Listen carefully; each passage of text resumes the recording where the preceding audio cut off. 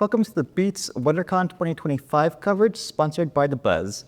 I'm Timur Dar, chatting with the cast and crew of Gremlins, The Wild Batch, Joe Dante, Brendan Hay, Z Chun, AJ LoCascio, John Glover, Sherri Chung. How are you guys doing?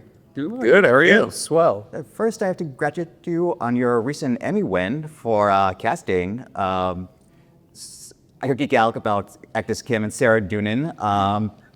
Related to the show, I'm tempted to assume they or someone on the crew are Deadwood fans. I don't know. Like, I would love to, if that's whether that's true. How did you get some Deadwood cast members? I think it is a little bit of everybody. Because I think as we started putting in some of those characters, it became, or just kind of going to the West in general, I think everybody's fandom of Deadwood started to come through. Definitely Sarah and Agnes, but also Z and myself and other folks when it was the like, well, if we need somebody in that vein, why don't we go with Timothy Olyphant, or why don't we go with Robin Weigert if we're going to do Calamity Jane? So it's just a good chance to, combine some different things we love. A lot of times when you're talking about casting, this type, like a Timothy Olyphant type or Simu type, and then turns out that so many people are Gremlins fans that we really got, all of our first choices, which has really been wonderful. Yeah. We got a John Glover type named John Glover. It's amazing. A Jason Momoa type? Yes, exactly. Yeah, for Gizmo, yes. That kind of perfectly segues into my next question. John Glover, having him back here. Oh dear. So obviously, Yes, go ahead. so honestly, as Joe has said in past interviews, Daniel Clamp in Gremlins 2, he was kind of almost a villainous, but you really brought some nuance to him, almost like a childlike flavor, innocence. For Rod, I don't know how much I could say he's not playing Eddie Clamp, to clear up your confusion, but this character, I'm curious, was it fully formed, or did you always have John in the role and what he brought to it?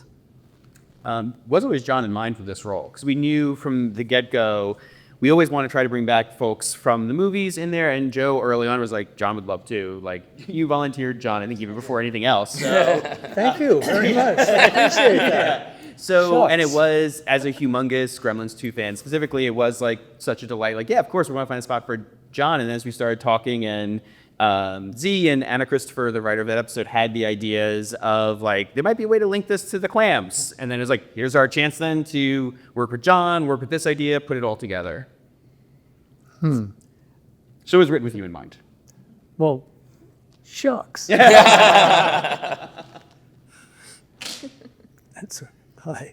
I'm speechless. I don't know what to say.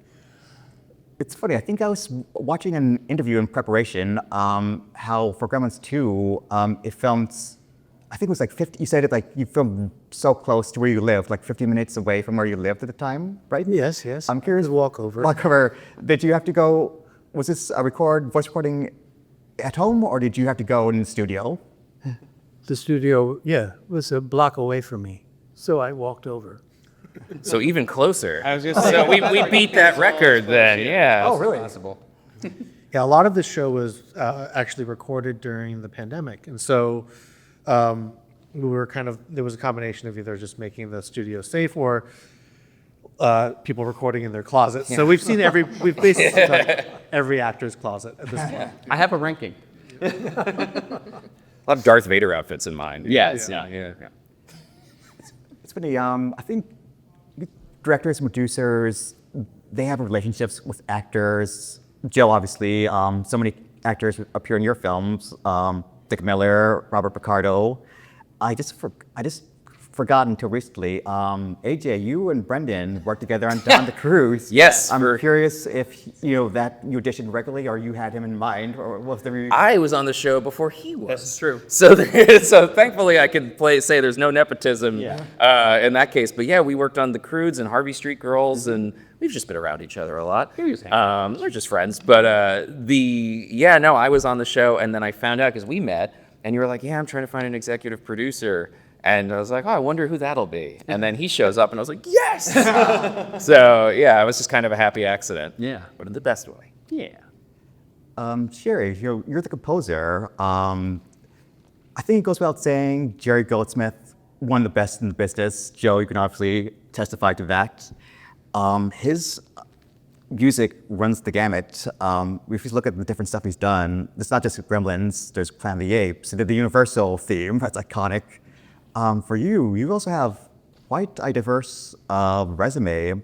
And even this season, it's just so many different, you play, it's such a big playground. We'd love to know how it was for you as composer this season. Yeah, no, it's pretty great. I mean, and also coming onto the project, I remember some of our early conversations were like, so we don't really have a budget to record. We're just gonna do some like smaller kind of stuff. I'm like, great, I'll work soloistically. And then I start seeing the cuts, and it's all temped with Jerry and Elfman and Williams, and I'm like, oh, okay, like no problem. So it was like one of those things where I felt pretty ill to start because I was so intimidated, because how do you follow in the footsteps of a great franchise, an iconic composer, someone that influenced me. I grew up with all of his movies, with all of the soundtracks to these films. And so it was it's kind of one of those things where it's like, if the ship is sinking, it's like, I'm at the helm, so I better do something.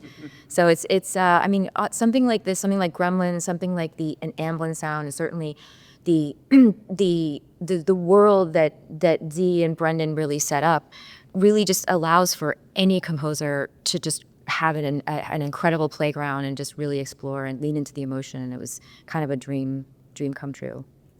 Your score's insane. I'm just gonna interrupt you. Like, your score is absolutely nuts. I feel like it's not, they were like, here's what you need to do, and you went, cool, I'm gonna do all of this. Like, it's because we got to see a live recording of what it's nuts. It is. I hope there's a soundtrack release. I mean, I don't know.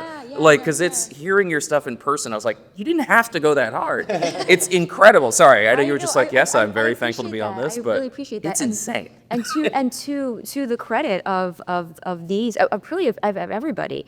I mean, like any film composer will tell you, it's what's on screen that's going to be incredibly influential. And so what was there, what was written, what was shown, what was acted, just everyone was an inspiration to me. And frankly, what you guys let me get away with is pretty awesome too. There's always a delight. Yeah, thank you.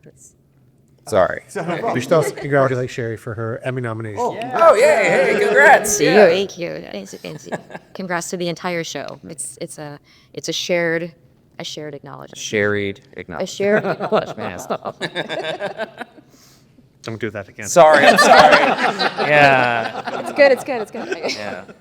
We still have 2 more of these. I'll think of a Z pun. That'll be an easy one. Easy. Thank you. Sorry. That's okay. The shotgun mic didn't pick it up. Gremlins, I think largely because of Joe, your sensibilities, has always had in its DNA Looney Tunes, obviously with Gremlins 2, with the little short, Chuck Jones' brilliant cameo in the first one. I definitely, as Brendan knows, I love the little Wile E. Coyote cameo. It makes sense when people see it. There's a trickster thing to it. I'd love to know whose idea. I'm tempted to say Joe, probably. Oh, it was Joe. So yeah, including Wile E. Coyote and your love of Looney Tunes, how that came naturally to you, incorporating into the original Gremlins and to this animated series. Well, it's not just Warner Brothers cartoons. It's all cartoons. I mean, I love cartoons, and I was a big Mad Magazine reader when I was a kid. And I loved the fact that in the panels of that magazine, there were always these little jokes in the back. And if you read the story the second time, there's another one you hadn't seen.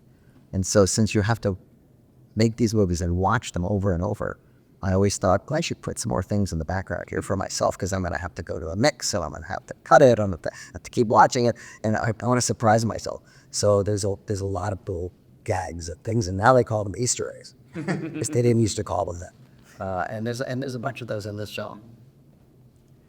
See, on that note, Looney Tunes, I think it's definitely in recent years made a comeback, or people talk about the day the Earth blew up. It's great to see people really loving them again. So I'd love to know, going down the aisle, favorite Looney Tune character or cartoon? I love them all. But What's Opera Doc is a pretty great cartoon. Yeah. What's it? Is it Hair Raising Hair? Yeah, Hair Raising Hair for favorite, although Wile E. Coyote is probably my favorite character. The one with the anvil. True. I love Daffy, but there's the one where he sings "Monsters Lead Such Interesting Lives." I can't remember which one that is. That was my favorite as a kid, where he's going around Favorite Looney Tune? Other than me. You're my favorite. Oh, thank you. My favorite everything. And you are too. I think the one, what is it?